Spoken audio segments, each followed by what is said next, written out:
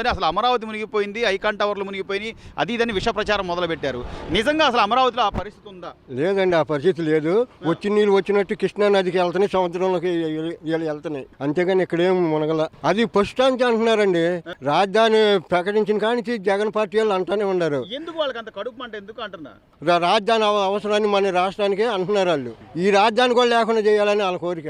గతంలో మీ 5 ఏళ్ల పరిపాలనలో కనీసం అమరావతిలో ఏమి చేసిన పాపాను పోలా, ఇప్పుడు కూడా బుద్ధి తెచ్చుకోరంటారు వాళ్ళు తెచ్చుకోరండి. వాళ్ళ బాణి అదే.